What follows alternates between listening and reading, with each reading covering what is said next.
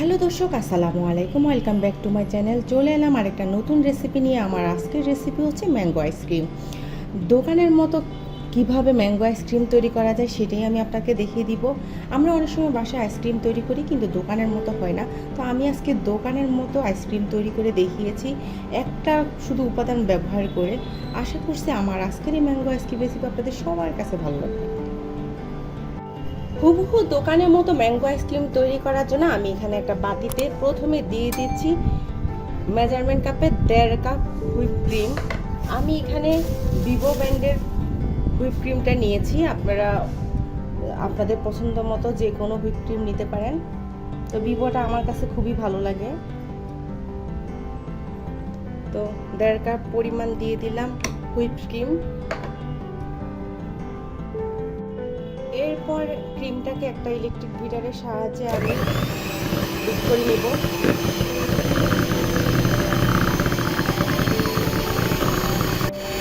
প্রথমে কিছুক্ষণ মিডিয়াম স্পিডে থাকবে, এরপরে আমি হাইতে করে দিব।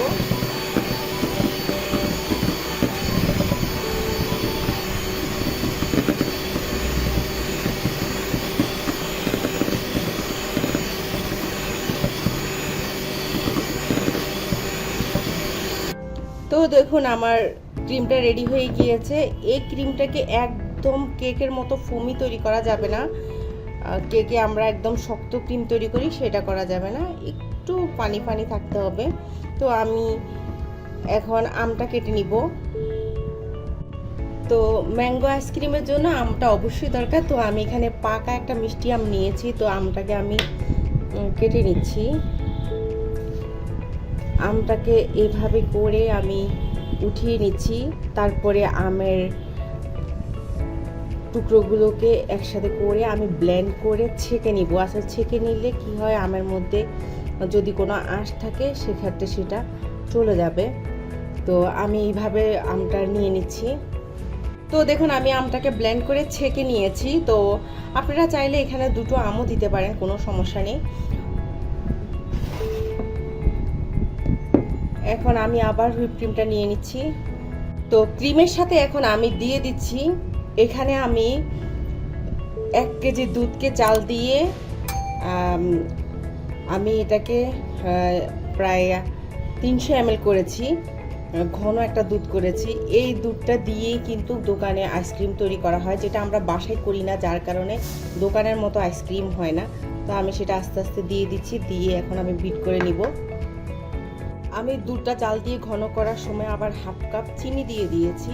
যদিও হুইপ ক্রিমে চিনি আছে, তারপরেও যে আইসক্রিম কিন্তু মিষ্টি হতে হয়, সেই জন্য আমি চিনি দিয়েছি। আপনারা আপনাদের টেস্ট অনুসারে চিনিটা বাড়িয়ে বা কমিয়ে দিতে পারেন। আমি আবারও বিট করে নিচ্ছি।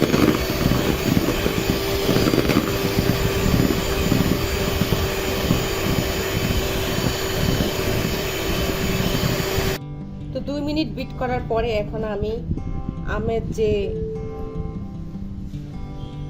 পিউরিটি আছে সেটা দিয়ে দিলাম। তো পিউরিটা দিয়ে আমি এখন আবার এক বিটার দিয়ে বিট করে নিচ্ছি।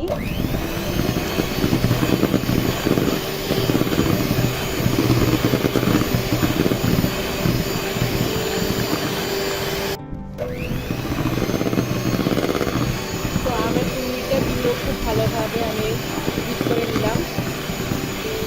তো আমার বিট করা শেষ। আমার ম্যাঙ্গো আইসক্রিমের জন্য ক্রিমটা রেডি হয়ে গিয়েছে। তো আমি এখানে প্রায় 1 কাপের মতো ঘন ক্রিম দিয়েছি, যেটা আমি 1 কেজি দুধকে জ্বালিয়ে কমিয়েছি। আপনারা চাইলে 2 কাপও দিতে পারেন, সেক্ষেত্রে আইসক্রিমের পরিমাণটা বেড়ে যায়। আবার আমটাও সে পরিমাণ আপনারা বাড়িয়ে দিবেন।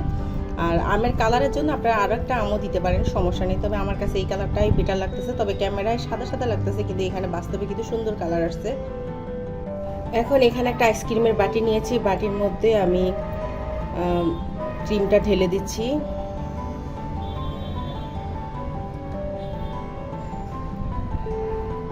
তো ঢেলে দেওয়া শেষ। এখন আমি ঢাকনা দিয়ে দিব। ডিপ ফ্রিজে আমি 10 থেকে 12 ঘন্টা এই আইসক্রিমটা রেখে দিব, তারপর আপনাদেরকে পরিবেশন করে দেখিয়ে দিব। 10-12 ঘন্টা পরে আমি ডিপ ফ্রিজ থেকে ম্যাঙ্গো আইসক্রিমটা বের করে নিয়েছি। তো আমি ঢাকনাটা একটু উঠিয়ে নিচ্ছি। তো আমার ম্যাঙ্গো আইসক্রিমটা রেডি। একটা চামচের সাহায্যে আমি আইসক্রিমটাকে একটু তুলে নিচ্ছি।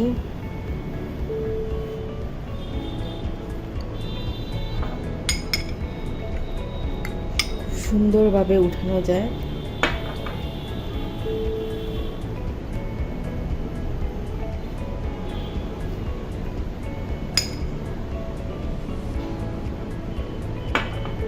তো আমার আজকের এই ম্যাঙ্গো আইসক্রিমের রেসিপিটি যদি আপনাদের ভালো লেগে থাকে তাহলে অবশ্যই আমাকে একটা লাইক দিবেন আর আমার চ্যানেলটিকে সাবস্ক্রাইব করবেন।